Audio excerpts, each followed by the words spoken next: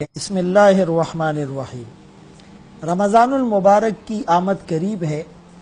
استقبال رمضان، جتنا بڑے پروفائل والا مہمان ہوتا ہے اس کو وارم ویلکم کیا جاتا ہے، اس کا استقبال، اس کو مرحبا کہنا، اس کو خوش آمدید کہنا، یہ ذرا اسپیشل ہوتا ہے۔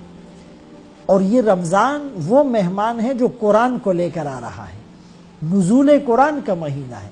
شہر رمضان الذی انزل فیہ القرآن، اور نازل کرنے والا بھی رحمان، الرحمن علم القرآن خلق الانسان علمہ البیان۔ تو جیسے کسی بڑے مہمان کی آمد پر استقبال اور تیاریاں پہلے سے شروع ہو جاتی ہیں، گھر کو ڈیکوریٹ کرتے ہیں، اس کو سجاتے ہیں، تزئین اور آرائش ہوتی ہیں، پردے لگتے ہیں، قالین اور کارپیٹ بچھائے جاتے ہیں، صوفہ سیٹ اور فرنیچر لایا جاتا ہے، ایون کہ گلی کو صاف کیا جاتا ہے، کھانے پکانے کا مینیو پہلے ڈسکس ہوتا ہے، اور چیزیں پہلے سے ترتیب سے رکھی جاتی ہیں، اور اس کو ویلکم کرنے کا اور رخصت کرنے کا پورا ایک پلان بنایا جاتا ہے۔ تو اس سے قیمتی مہمان کون ہوگا؟ اس سے بڑا مہمان کون ہوگا؟ یہی رمضان یعنی اس کے روزے اور یہی قرآن، یہ تو سفارش کریں گے، اور ان کی سفارش تو ویلڈ اور قابل قبول ہوگی۔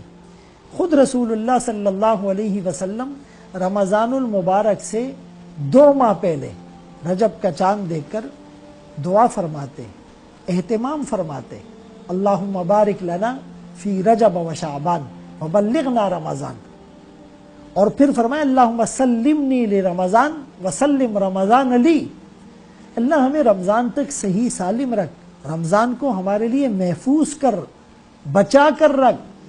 کیوں کہ اس رمضان میں نفل پڑھنے پر فرض کا ثواب، ایک فرض پڑھنے پر 70 فرضوں کا ثواب، ہر دن افطار کے وقت جہنم سے جہنمیوں کی آزادی۔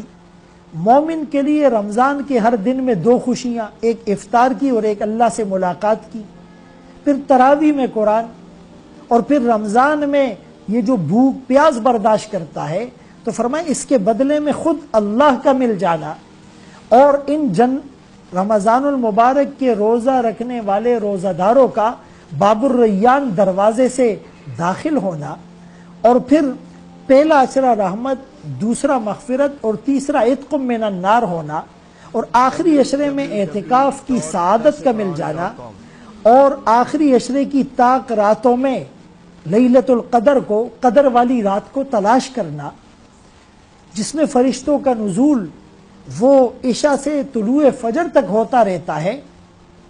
ان ساری نسبتوں کا اگر استحضار ہوگا تو ایک مومن اس کو کیسے ضائع کر سکتا ہے؟ تساہل اور غفلت سے کیوں کام لے گا؟ بدقسمتی یہ ہے کہ ہم نے اس رمضان کو کمائی کا سیزن تو بنا لیا، نیکیوں کا سیزن نہ بنا سکے۔ اپنی زندگی کے گزرے ہوئے جتنے بھی رمضان ہیں، کسی کے 10 20 30 40 اس کی عمر کے مطابق، کیا ایک رمضان بھی ایسا ہے کہ ہم حق ادا کر سکے ہیں؟ کیا ہمیں اپنی بخشش کا یقین ہو چلا ہے؟ کیا یہ آنے والا رمضان ہم اس میں زندہ رہیں گے؟ ہو سکتا ہے یہ ہماری زندگی کا آخری رمضان ہو، تو اس موقع کو غنیمت جانیے، ابھی سے پلاننگ کیجئے، ٹائم ٹیبل بنائیں، شیڈول بنائیں، اسکیجول بنائیں، اور اس میں کتنا کاروبار کرنا ہے، کتنا آرام کرنا ہے، اور کتنا اللہ کو راضی کرنا ہے، اور گزرے رمضانوں کی تلافی ہو جائے۔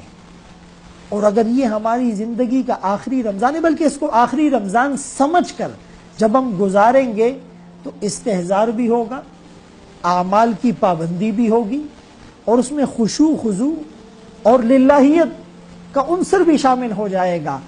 تو اسی لیے فرمائے من صام رمضان ایمانا و احتسابا غفر له ما تقدم من ذنبی، ایمان اور ثواب کی نیت سے روزہ رکھنے پر پچھلے گناہ معاف۔ من قام رمضان ایمانا و احتسابا غفر له ما تقدم من ذنبی، ایمان اور ثواب کی نیت اور استحضار کے ساتھ رات کے قیام پر سارے گناہ معاف ہو جائیں گے۔ اور خود فرمائے جب رمضان المبارک شروع ہونے سے پہلے آپ شعبان میں کثرت سے روزے رکھتے، اس کی تیاری ہو جائے، اور پھر رمضان میں آپ اپنی کمر کو کس لیتے اور ایقظ اہلہ واحیا لیلہ، اپنے گھر والوں کو جگاتے اور راتوں کو عبادت سے زندہ کرتے، شدمی ذرا. اور آپ کی سخاوت رمضان میں تیز ہوا سے بھی آگے بڑھ جاتی. یہ امت کے لیے مشعل راہ ہے، امت کے لیے رول ماڈل ہے، امت کے لیے پیرامیٹرز ہے، امت کے لیے اسوہ حسنہ، عملی نمونہ ہے. لقد کان لکم فی رسول اللہ اسوۃ حسنہ. اللہ ہمیں ایسا رمضان گزارنے کی توفیق نصیب فرما اور اس مہمان کی قدردانی کی توفیق نصیب